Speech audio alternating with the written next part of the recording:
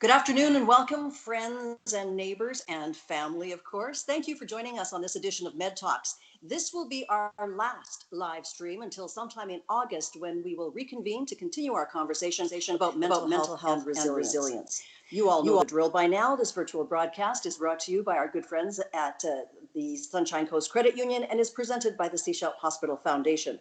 Technical services by Vasari Media Group, and of course, help from people who you never see on the screen. My name is Joanna Piros, and it is my pleasure as a member of the board of the Hospital Foundation to be your host and to have been involved in this series.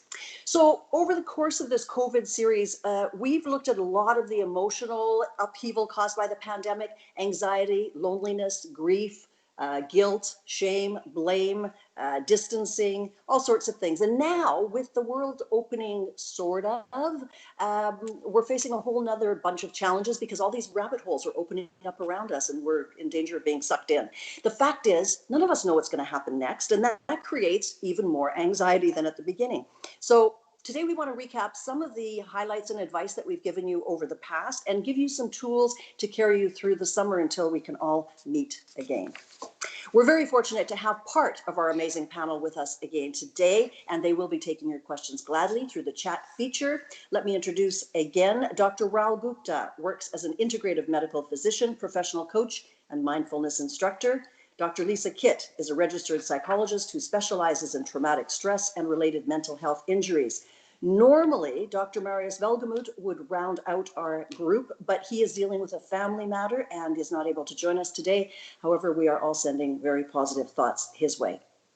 So, Rahul, can I start with you? Speaking for myself, I feel like I've been this, tightrope walker holding the pole, and I'm really tired of maintaining that balance. When and how do we get a break from this? That's a great question, Joanna. Thanks for starting us off with kind of a reminder of where we've been coming from. And it's a good question, and hopefully we'll have some responses to that over the coming hour. Maybe what we could start with is, as you were sharing some of those different emotions that we've been exploring, it might be nice just to share how they're different now, because while the emotions are the same, the sources of the emotions are different. And as you said, it's a very different time now. It's almost in some ways more challenging because before, as we talked about last week or 2 weeks ago, it was a little bit more black and white, and now there's a lot more gray. And so, Lisa, I'm thinking maybe you and I could just talk about some of the things that we're seeing. So I'll name a couple. Seeing some anxiety around starting to open up and wondering whether you're going to be the one who's actually going to bring COVID-19 back on the Sunshine Coast just through our efforts, and some anxiety around trying to getting a sense of what other people are doing and matching our efforts with other people's efforts, and noticing how we're all in different places, in different contexts, and different needs and different risk, and even our tolerance for risk is different. So there's this challenge of trying to match this with people that we care about, with society. I've seen some frustrations around different interpretations of the Council from Public Health, and even sometimes blatant disregard of what might seem obvious. And that can be really challenging to be with, especially if you are caring for people who are vulnerable, or if you're vulnerable yourself. And maybe one more I'll share before hearing what your thoughts are. I've been seeing a lot of people now going through the grieving process, almost a sense of numbness in the first stage of things, where we've almost like unconsciously turned our attention away from those places that was hard to be with. Now, as things relax, we actually might make contact with parts of our experience that have been much more painful.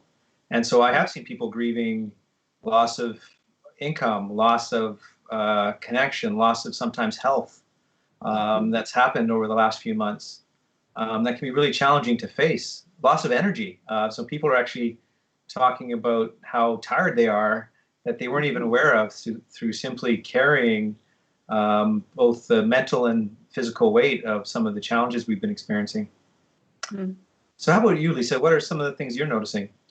That's quite a list. I think, as you were talking, I'm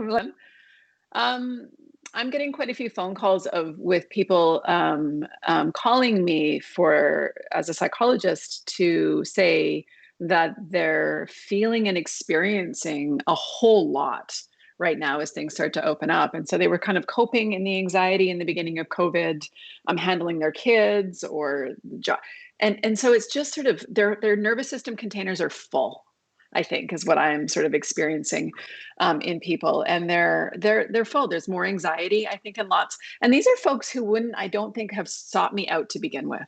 These are really quite high functioning folks who've been holding it together. These aren't my really injured people or who have suffered for long periods of time. These are people who, yeah, they're just noticing more and more and more in themselves. So more anxiety, more uncertainty, not being able to plan for the future. Because we don't know really, right, what's happening, what's going to happen in the fall or even in next year. We don't know what's happening with school, all those kinds of things. More irritability I'm seeing in people. People are talking about how short their fuse is. And you notice that if you go to the grocery store or somewhere, lots of people who are quite anxious. And with that comes some sort of angry outbursts around shopping carts or being too close or too far, or masks or no masks, or all those kinds of things. I'm also seeing some folks who are, and it makes me smile, some folks who are doing really well and are excited to get out into the world again. And I don't mean this in these folks are being responsible and are being really mindful about the pandemic and about COVID.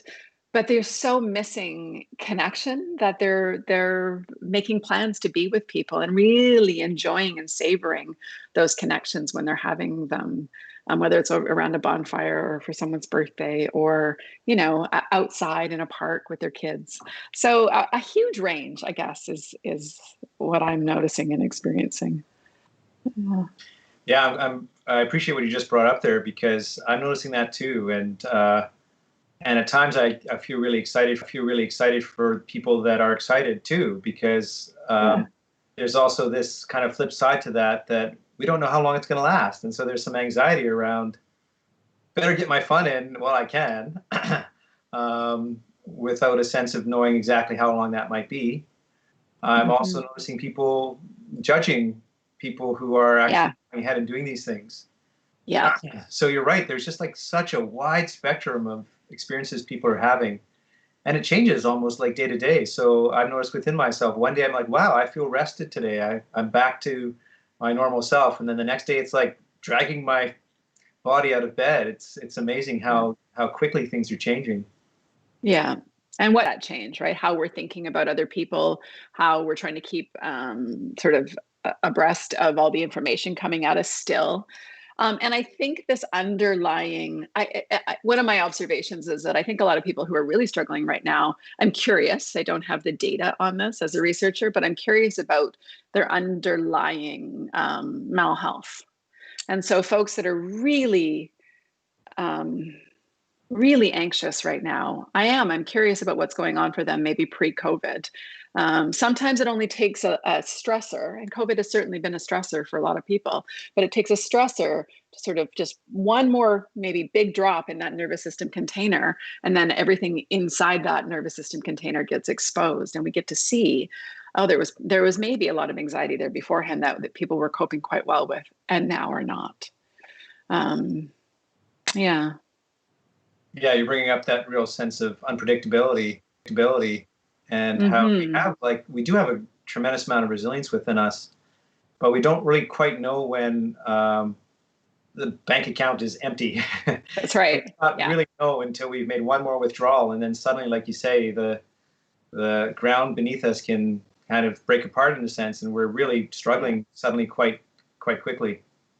Yeah, and I am certainly seeing that in folk, them sort of looking around going, I haven't done anything in 2.5 months. I've been home, fearful, scared, not knowing how the world is, tons of uncertainty.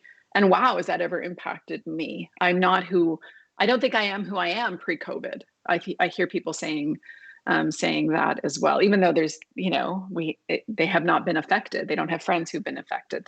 They're fine, but their mental health is not. Their mental health has shifted. And so I think for some folks, there's, I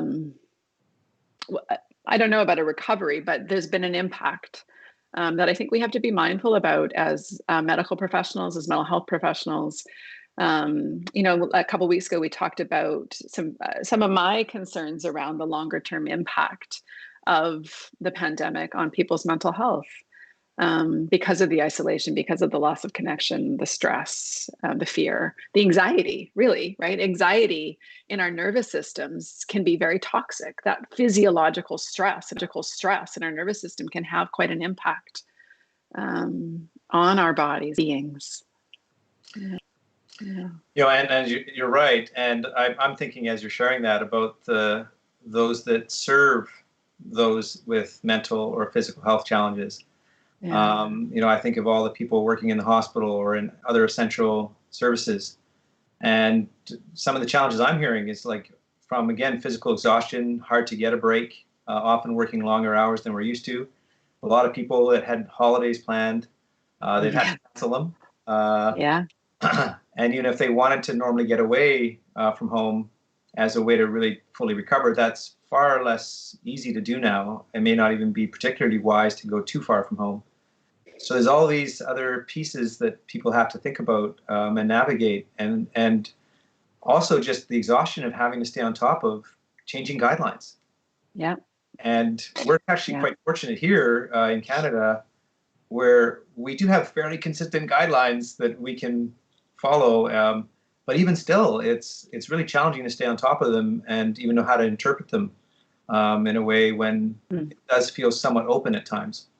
It's interesting as you're talking, it makes me think about us as human beings, and particularly for people who are doing difficult work, whether it's caregiving other people, whether it's a paid work or not paid work. So caregivers, lots of our energy gets taken in that caregiving role. And I think about the nurses I see, I think about doctors I see, I think about mothers, parents, fathers, people working hard jobs. They're getting depleted on this end. I was just seeing someone this morning, and the way she coped was by going on vacation, by getting off the Sunshine Coast rock and detaching from all the people that she cares for. And she can't do that. And so what's feeding this end? Where's the self-care? Where's the time and space coming from? How do we recharge our nervous systems, our beings, our emotions, our sense of selves when it's just this, without feeding, nourishing these? And so I think I've with clients and with myself, to be honest, had to get creative about how to do that and change some of the ways I'm trying to keep myself as healthy as possible during this time. So I think that's really interesting, right? It can't just be a one size fits all model for people or for yourself. Mine's had to shift and change because I can't do a lot of the things that have helped me in the past. Yeah, it's interesting. It's in some ways that's a wonderful segue into what I'm hoping we might get into around the issue of uncertainty. Yeah. Because pretty much everything we've discussed at the base level is this challenge of uncertainty. Yeah. And so I just want to take a moment and talk about one of the challenges with uncertainty is if we can't tolerate it very well, we're basically waking up our anxiety system within us that is trying to control, is trying to create some certainty. And that can be helpful to a certain point. But there's actually so much that's not even possible for us to be certain about. None of us really know exactly what's going to happen in the next week or month or even season or year. So there's so much we have to, in a sense, give up. And learning to have that skill to tolerate that reality of life can be super helpful. And it is maybe, in a sense, something that we can all use. Because if we don't, we do, as you were talking about, we wake up that kind of anxiety system within us. And then the cost is that we see an impact on our body. We see an impact on our ability to think clearly over time. We see an impact on our ability even just to collaborate with others more easily because we can get more into a protective stance. So there's a lot of costs for resisting this kind of truth that life is not always easy for us to predict. I think this topic of uncertainty is you're right, is the core, is sort of the plug, is that really important piece if we're going to talk about worry, stress, really that culminates in anxiety, this word that we use, that's this cluster of physiology and cognition around anxiety. I want to say what you said in a little bit of a different way to see if it hits listeners in a different way. From an evolutionary perspective, we're wired neurobiologically to react with fear to uncertainty. It's a normal human response, and we can blame our limbic brain for this, right? If we were back in the day, a long days ago, when people roamed the land and went into caves, as an example, or there were predators behind bushes, we needed to, for our own survival, have our fear response really alive. And so this limbic brain got developed in us from an evolutionary perspective that really helped in our survival, and it kept us alive. That hasn't changed. Well, a lot's changed in the environment, but our brain hasn't changed all that much, if at all. And our limbic brain still reacts with fear to uncertainty. So when you say we need to develop some skills around basically quietening the limbic brain when it's reacting when it doesn't need to. We want the brain to react when there's a tiger in the cave, so to speak. But we don't want the brain to react when there's no tiger in the cage. And unfortunately, with anxiety, our limbic brain is reacting in fear, in anxiety, when there's no tiger all the time for a whole lot of people. You know, if we think about a sort of a disorder or an injury in our communities in this day and age, it's anxiety, right? The physiological stress and the worry that we're doing cognitively is really manifesting in a whole lot of anxiety in children and adolescents and adults, older adults. It doesn't really matter. It's highly prevalent, probably the complaint or the issue that I get in my office the most.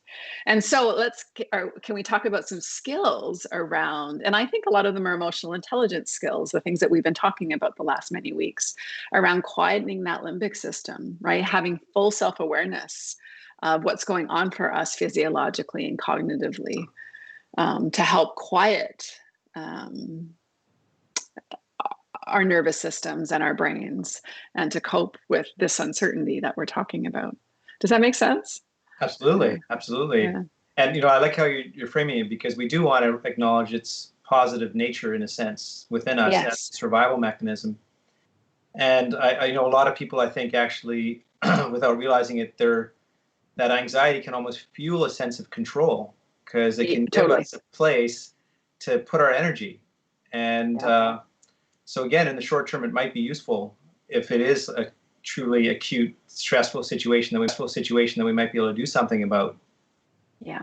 But it's that long-term, chronic, staying in that place of anxiety that can eventually, if it does overwhelm us, get us into more of a helpless physiology. And that's even more dangerous in some ways, because we're at higher risk of not being able to really protect ourselves well, because we can't stay in that state for a long period of time. So I like the idea of maybe taking some time now to talk about some skills. About managing with uncertainty. So one of the ones I would start with is really understanding the limbic system. Now, you don't need to understand the neurochemicals and all of that in the limbic system, but really having awareness that it's firing, and it's our job and to quiet the limbic system. So part of how we do that is to go, wow, I'm experiencing a lot of fear. So this whole notion of labeling emotion, understanding emotion, and then what do you do with it, right? So I think we've been modeling this the whole time in our MedTalks, is really understanding our physiology and then coming into a mindfulness perspective and breathing and calming our nervous systems down. There's a whole nother layer here that we'll talk about around cognitions and irrational fears and all of those things, but just having an awareness that we're reacting strongly to our brain is reacting strongly to the stimulus that maybe we don't have to react that strongly to, right? So firstly, calming the body down and taking stock of what's going on, looking in front of us. Is that a tiger, to use a metaphor, right? Or is that just a domesticated house cat or whatever? Yeah. So quiet the limbic system. Yeah. And as you were saying that, I was reflecting on, it might go hand in hand with that kind of first step is to slow down. Yeah. Because I think many of us, one of our anxiety strategies is to keep ourselves really busy, almost to not feel the rawness within.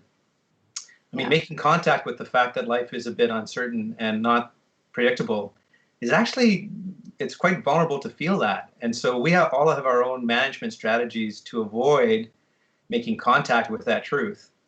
And one of them is to keep ourselves really busy. And so I think one of the gifts, if I can describe a gift of this pandemic, is for many people, it's almost like a big, great pause on how society's functioning. And in that pause, I think people have had a chance to like going, wow, how am I functioning? And what are my responses? And how is my body doing physiologically? And we may not like what we see because it might be uncomfortable. But I think what you're describing is that first piece is to have the courage to turn towards and notice what's going on. And that does take some guts. It takes some guts. It takes sometimes some support, depending on the depth of the symptoms. I love that. I talk a lot about and think a lot about this continuum of avoidance and anxiety. A lot of us want to avoid our anxiety because anxiety feels awful, right? It feels awful in our nervous systems. It gets in our way. It's quite toxic to us. And so we want to avoid it. We don't, understandably, we don't like things that are uncomfortable. Sadly, that's what we have to do. To treat anxiety, you actually have to lean in to what makes you uncomfortable, right? Sit in it, be with it. I often I don't joke. I encourage people to really get to know what's making you uncomfortable in the anxiety. Take it out on a date, get to know it, like quite intimately, attune with your own anxiety and figure out what's fueling it. And I think there's body elements to that. And I think there's brain cognitive elements to that as well. That as you were talking around the uncertainty, one of the other tools that people use for uncertainty is worry, right? They think worry and worrying about the problem will help them control the problem. And I think that's true a little bit. I think a little bit of worry and figuring things out can be really helpful, but man, that's small. Unfortunately, what happens is people end up worrying a lot and getting stuck in the worry, which then creates a whole bunch of issues from stress in the nervous. You mentioned earlier wanting to talk about some of the cognitive aspects of this as well. Is that what you were referring to, or is there something else that you wanted to give voice to? We'll start to worry, and what anxiety does is it helps us. It wants us to believe irrationality, right? And so our brain starts to create stories that we start to believe to be true. And so I'm often trying to help people identify irrational thoughts. Well, it is true that I could be walking down the street and a cow could fall out of the sky. That's actually possible. People have literally said this.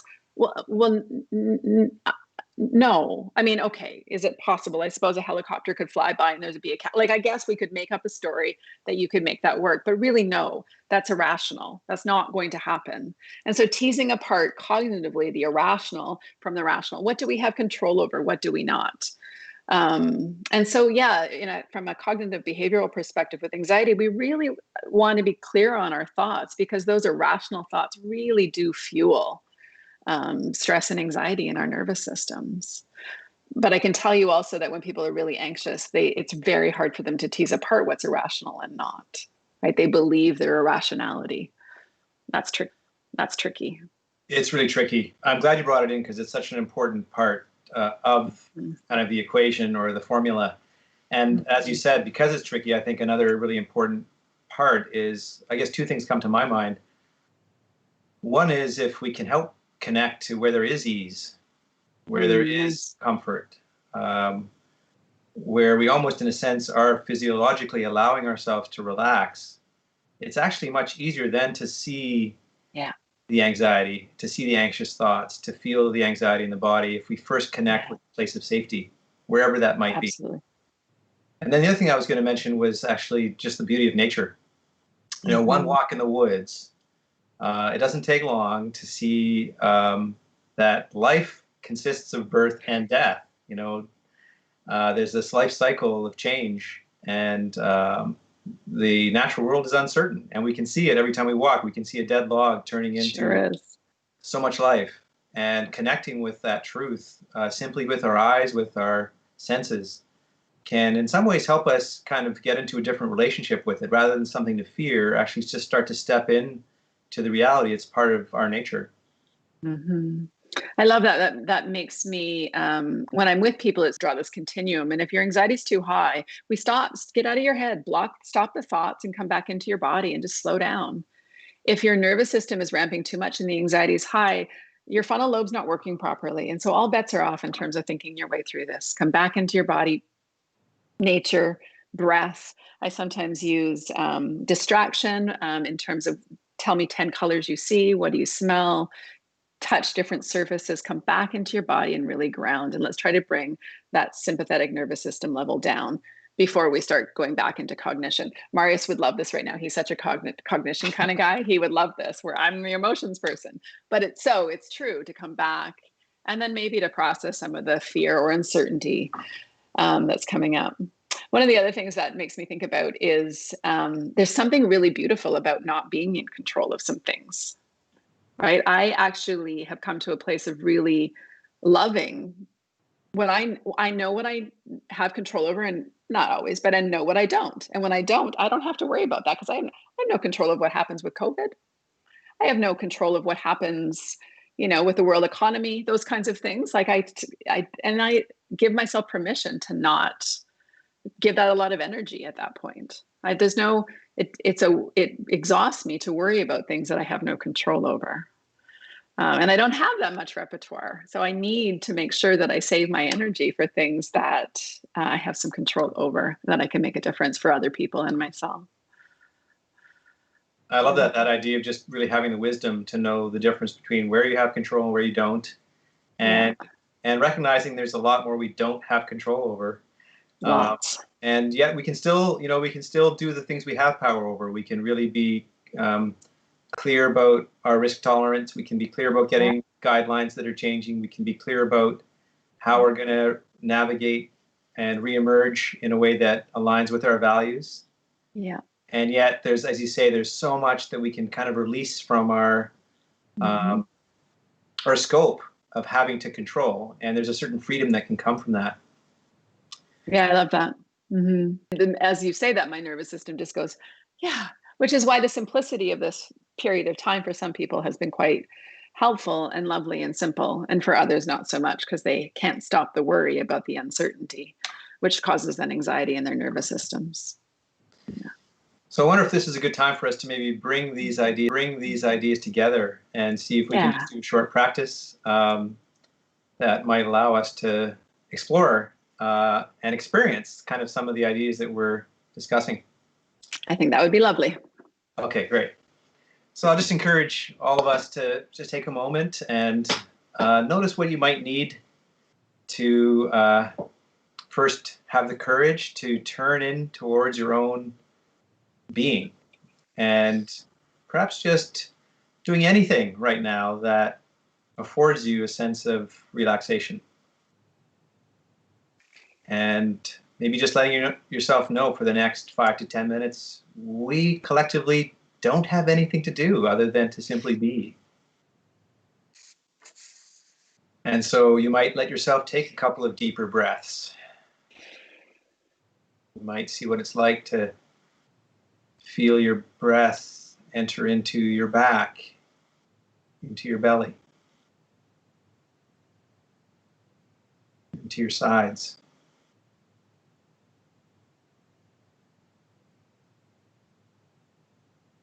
You might notice if having your eyes open or closed supports a sense of ease or safety or comfort, and just letting yourself choose.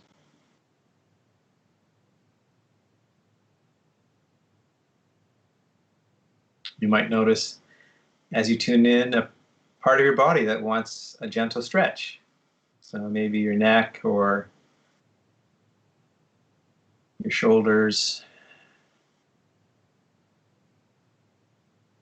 or your back, or even just opening and closing the jaw.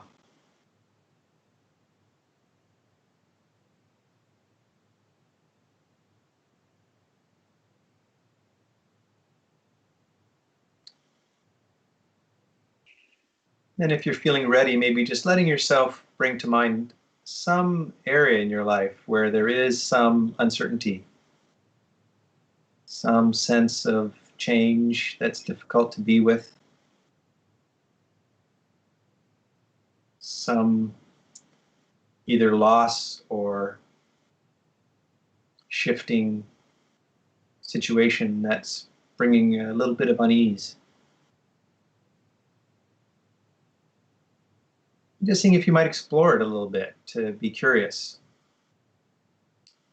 One of the mindfulness attitudes is to bring a beginner's mind, where we let go of our assumptions or expectations and just open up to this moment as it is without needing to analyze or judge what you find. So with this challenge in mind, just noticing if your body is tightening around this challenge. If you notice places where your muscles tighten, and is there a way to soften?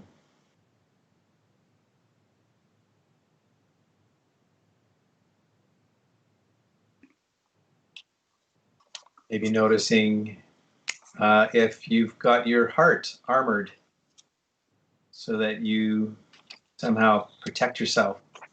And is there a way that you might actually just let yourself feel? For no other reason than simply to acknowledge this moment, what's here.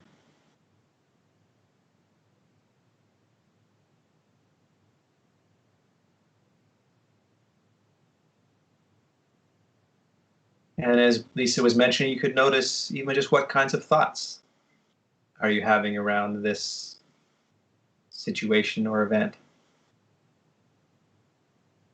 What kinds of beliefs or assumptions or conclusions might you be carrying? Just to bring some awareness to how we're relating to this experience. And is there a way you might loosen the grip?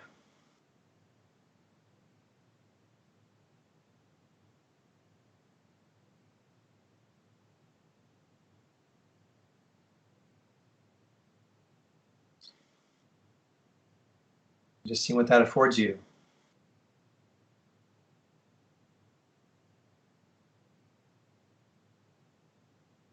And because we've been talking about change, and we've talked about the reality that we, in fact, are change, our nature is change, that it may not always be something to fear, but in fact, something to align with. Perhaps just taking a few moments as we end to connect with our own breath. Just let yourself feel how your breath is constantly changing.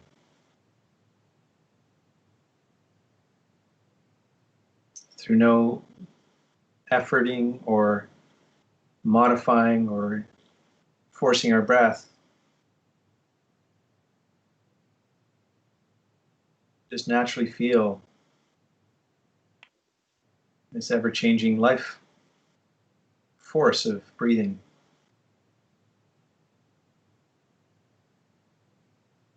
Each breath birthing in one moment, passing in the next.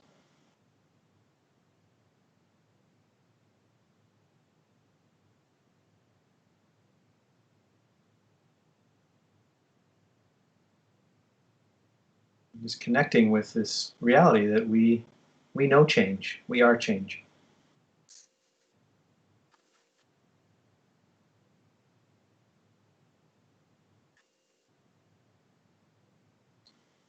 And you might let yourself, as we come to close of this practice, you might let yourself register some sounds. Noticing how sounds also are changing, including the sound of silence and whatever else might be entering into that silence.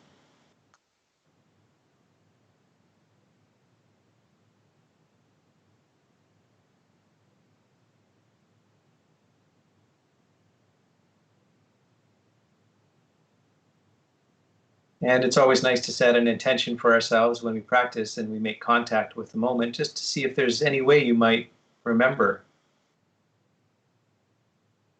anything that you explored in this practice together. Either some way of holding your body, or some way of opening our heart, or some way of loosening the vice grips on our mind, or even just to open up to our breath or the sounds around us. To be in the mystery of life rather than resisting the flow.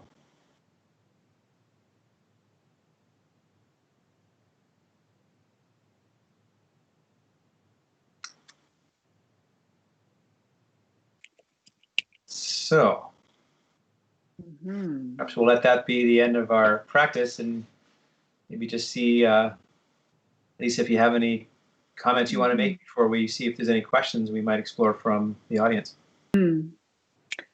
I hadn't done this in in any of the other mindfulness practices, but this time there's a few words that really resonated. And I'm just going to save them, and maybe it lands for other folks who are listening and watching. I was about halfway through, and then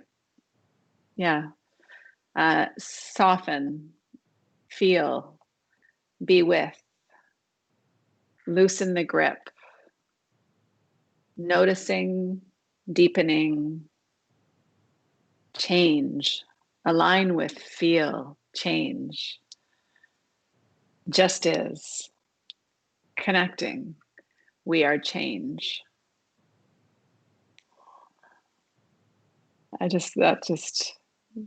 Your words really resonate for me today with the topic of anxiety and uncertainty, kind of summarizing the places we've been in these MedTalks, in our connection and in our awareness of ourselves.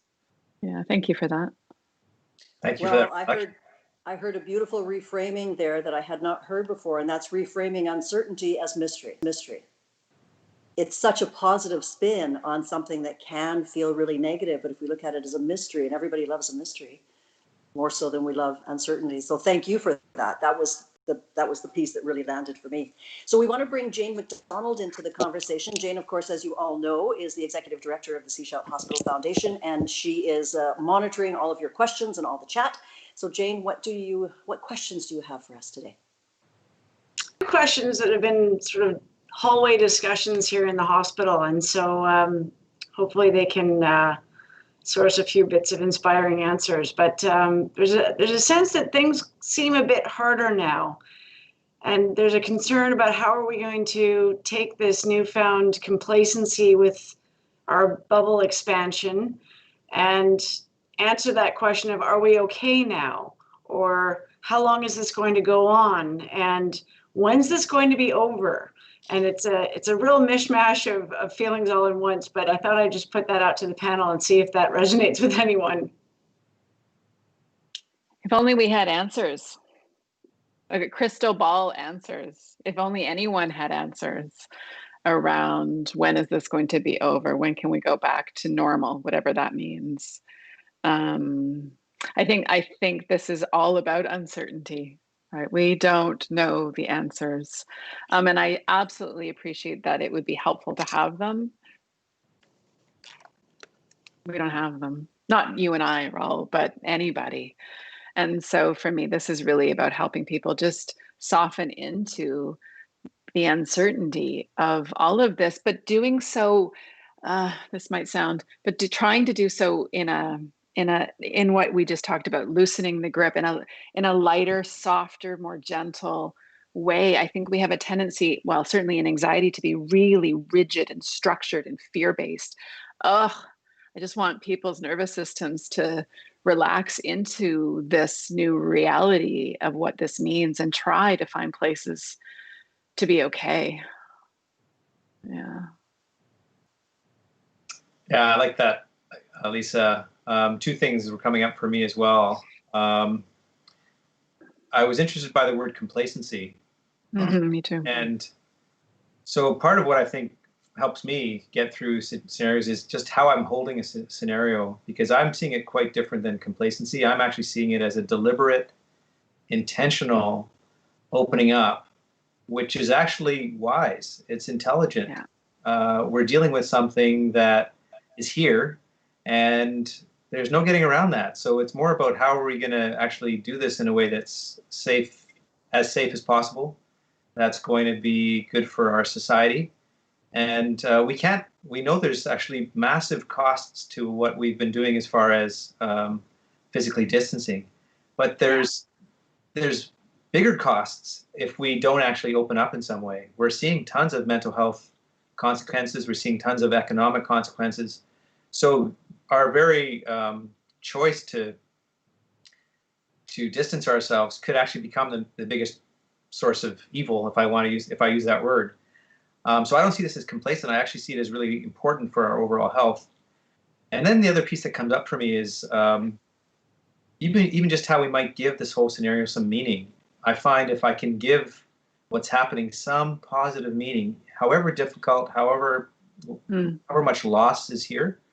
I've been listening to some of Naomi Klein's work, and I think she's really brought a wonderful voice and eye to some of the ways that actually, as human beings, we're not necessarily serving ourselves as a society. And one of the things that she's inviting us to do is reimagine. And I love that word, because I think right now we have this opportunity where there's been this massive pause to reimagine how we want to live. Who do we want to be? How do we want to be in connection with the earth? What's truly worth spending our money and our time and our energy on? And so from that place, it's true. Like, none of us know how long this is going to last, but if I can give this time some personal meaning, it actually doesn't matter how long it lasts. Actually, because then every day has some meaning. Every day's got something that I can, in a sense, get excited about, even if it's not comfortable. That. Okay, here's another one, and I think you just answered some of it, Rahul, but bear with me. Over the past 90 days, a wave of trauma has rocked the world stage and our local community. What do you predict will be some of the aftershocks or lingering effects that we need to watch for? And how can we help ourselves, our families, and coworkers? That's a great question. I don't mind starting just to say, Sure. I think there are some things that we can predict, and they may or may not be true, but I do think we can predict that mental health challenges are going to continue. I heard one speaker talk about how the number of losses of life will be probably relatively small across the globe when it's all said and done. The number of people that have been economically hurt by this is going to be larger. And the number of people that have experienced mental health challenges through this is going to be much, much larger.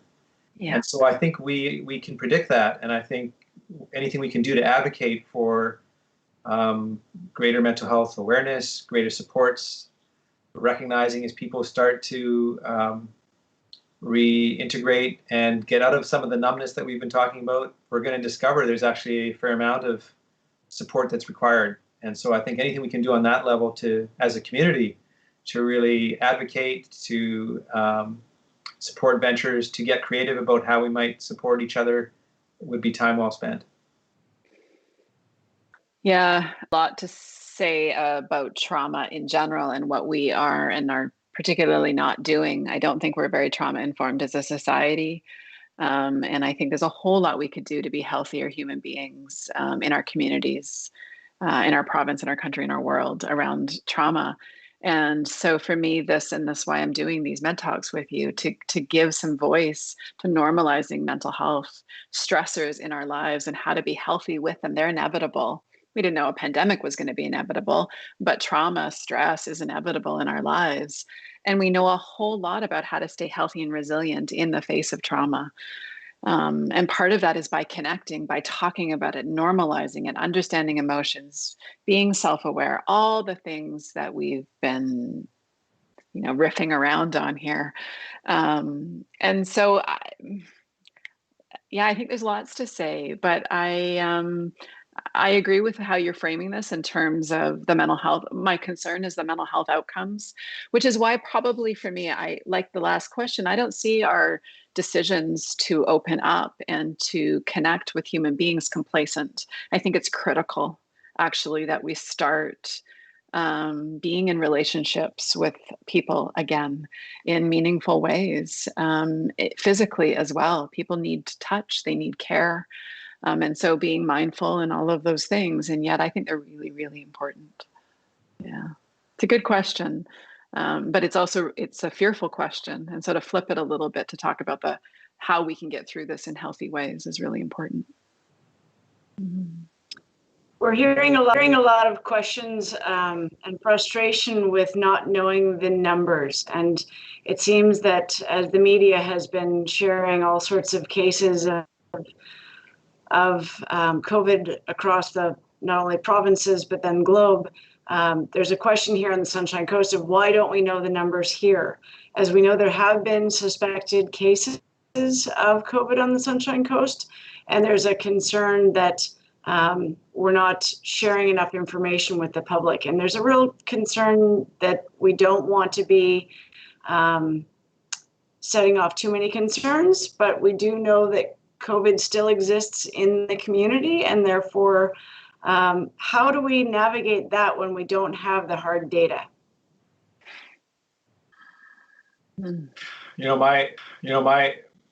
I think there's, I understand the concern. I think for me, it comes down to who do I trust, and based on what track record. And, I look at someone like Bonnie Henry. She's been mentioned in the New York Times as a pillar of how to do this right. Yeah. And so at some point, we're seeing the numbers dwindle in BC, and significantly. And that's all I need. I don't need to know exactly what's happening in any particular community. In fact, I'd rather not know personally. What I need to know is that, can I trust the people that are making the decisions? And so far, I have absolutely no reason not to trust the decisions. And there's actually even space for some of the decisions to be wrong, because none of us are doing this for a second time. This is all unprecedented. And so none of us is going to get this right. But so far, the overall trend to me has been highly reassuring, highly trustworthy, that until that changes, I'm not going to waver in my kind of lack of suspicion. You know what I mean? The answer. For me, this is actually about that uncertainty and lack of control. We don't have any control. And so for me, this, like you, who am I going to trust? Well, thankfully, we have somebody at the helm, Bonnie Henry, who we seem to need to trust. And she seems to be doing a fantastic job. And even if she wasn't, I still have no control. I really don't, but she is doing a great job. And so that's one of those things I can just let go, because there's no point in me consuming a lot of energy around those kinds of things. People do funny things from a fear-based perspective when you have too much data. It fuels anxiety, actually. And so there was a lot of thinking going on in terms of how much information we got versus not. And I think it was really smart from a mental health perspective.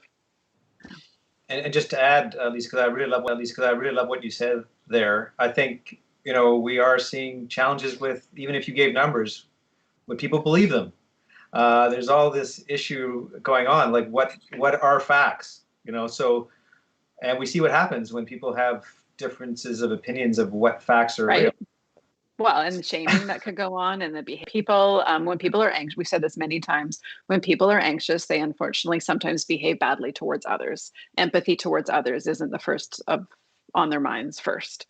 And so I would worry that if we had more data, there would be some negative effects of that in terms of our behavior towards others and lack of empathy. Yeah. Well said. Okay, so I think we'll do something a little bit different this time, because this is our last program for a couple of months, or certainly 6 to 8 weeks. So it would be really nice to hear from each of us what we have taken from this experience, whether it's been the live stream piece, the communications with the community. It would be really interesting to look back on these 7 now episodes that we've done and talk a little bit about where that has brought you. So Lisa, do you want to start with that? Oh, sure. I can start. At the very beginning of this, when I don't remember how how this went, but I think Marius actually reached out and said, we should do this. And he's like, how about we start tomorrow? And I think, Rahul, you and I went, how about like 5 days from now? And so we did. It was really quick. We shifted. I was supposed to be in Honduras. And so that clearly didn't happen, and just shifted to really wanting to provide something for the community to help people have a place to come, to feel not alone, to feel a place of connection, to get some information perhaps, and maybe to normalize what people were feeling. So I'm not a highly anxious person, but one of the things that causes me a little bit of anxiety is something like this, is putting myself out there, especially on a media kind of stage. And so it's been an interesting process for me. I've loved it, and I'm far less anxious by number 7 than I was at number 1. I love talking about mental health. It's my passion. It's my life's work. And I don't like to do it alone. And so the community that we've developed here, there's people behind the scenes that you guys don't get to see who've been incredibly supportive. And I can't say enough about my team with Rahul and Marius. We've actually, the 3 of us had never met in person. We've only seen each other electronically over Zoom mostly, and now over this platform. And so it's been a highlight of COVID for me, this broadcast and working with all of you fine people. Lovely. Rahul, what do you think? Yeah, no, it's been a really, as Lisa was saying, for me, it's been such a privilege to be involved. And yeah, I echo that sense of just how quickly this team came together. I'm blown away actually by the yes mentality of the Sechelt Hospital Foundation, and just that sense of if there's a need to respond, and to respond generously. And I include the sponsors who have, really stepped up to support this venture. And I feel like all our plannings, I think it's safe to say for the community, our planning has been pretty minimal in the sense of actually just more of a trusting in each other. And it's true, we haven't really known each other before this venture. So I feel like I've made some wonderful friends in all the team, those that are on the panel, as well as those that are supporting, both visible and invisible for the audience. I sense a real family kind of developing here, and it's actually carried me. I've found connecting with the community as well. I've had different people that have either emailed me or mentioned the series in person, and I've actually felt like one of my challenges, Lisa, you mentioned yours is more around the anxiety of being out in the foray. Mine's more around being a hermit. Actually, I actually have a bit more of a hermetic lifestyle, so I've actually really enjoyed these collaborations and the connection. And so in a sense, it's actually supported a deeper desire within me to collaborate more, to work with those that are kin spirits. And I look forward to actually seeing what comes out of this over time, because like you, I share a real passion in mental health. Yeah. It's been lovely working with you. Jane, where are you sitting right now after this? No, I think my gratitude cup runneth over. We've had such a great experience with this panel. We are actually on number 8 today. Just wanted to add some facts. So lucky number 8 today. So thank you. And truly, this has been a terrific application and evolution of our MedTalks series up until March 20 something, when we were supposed to be having a live med talk on the Eyes Have It. We pivoted pretty quickly, and it was thanks to our panel and to you, Joanna, and to the credit union and to Taryn at Vizari to help us put it all together. And so it's really been amazing to see the best of our community come forward, not only through the unbelievable donations that we've been receiving, the drive-bys, the gratitude, thank you parades that have gone around the hospital, but as well all the in-kind meals that have been donated, the hand-sewn masks, the laundry bags. It goes on and on. So I truly try to share that gratitude with everyone, because it really has, I think COVID in some ways has brought an abundance of kindness and generosity, like we've always appreciated on the Sunshine Coast, but it came out in such technicolor. With the staff, it's amazing just to be here at the hospital. I have been here for the past, 90 days straight, it feels like, but all the departments, all the staff, they've all leaned in. And it's amazing to see how COVID was initially a threat, and in many ways has become a fortress of strength for our community, because truly it has brought the best out, with people just rolling up their sleeves and getting things done for the greater good. It's amazing to see it in every transaction we see now, and how the teams have come together and they've rearranged the hospital in a way so that it is incredibly safe and hopefully easy to navigate. And it's really been the answer for a call to serve and to protect our fellow coasters. So thanks, everyone. I'm wearing my In Bonnie We Trust t-shirt today. And if anybody wants one, our friends from Wild Mountain Designs created this In Bonnie We Trust t-shirt. It says, be kind, be calm, be safe. And as the very grateful host of this series, I guess I get the last word. So I have a couple of things to share. One is more of a personal observation, and the other is more of a foundation-based observation. From a personal perspective, I think it's very much human nature to assume that everybody reacts and thinks the way we do. It's that sort of theater of the mind where we assume that everyone is the same. And when our emotions and our reactions during this COVID time have become more extreme, it reminds us that we aren't all the same. We don't all respond the same way to stimulus or fear or anxiety. And that's been a really great wake-up call, because I find sometimes the way I communicate is predicated on the notion that everybody thinks like I do. And clearly that would be a crazy world. So that we're not going there. The other piece that I'm really, really encouraged by is, many of you may know, or perhaps don't, that the Hospital Foundation's impetus and focus in the future is going to be around mental health. That was decided long before COVID threw all of our mental health into such jeopardy. So this, and I thank the panel so much, Lisa, Rahul, and Marius as well, who isn't with us today, but you have really laid the groundwork for, as Lisa says, normalizing conversations about mental health. It's going to make our job, when we go into a big mental health push, it's going to make our job so much easier, because we have put this out to the community. We have normalized. So in the last, we've got 3 minutes. Does anybody want to add anything to that before I go into my credit spiel? I just wanted to, I'm nervous. Me too. Me too. I feel like one of the things that really worked is just how different we are in some ways, in our, not our worldview, but our kind of our lens. And yet there's really, to me, it's been a wonderful example of strength in diversity. Yeah. And so wherever you are, Brother Marius, wishing you well. Yeah, well said. It's been an absolute pleasure to work with all of you. It's been a pleasure to be in touch with the community. Thank you all for tuning in every week and every other week when you do. Thank you for your generous donations to the COVID Emergency Fund.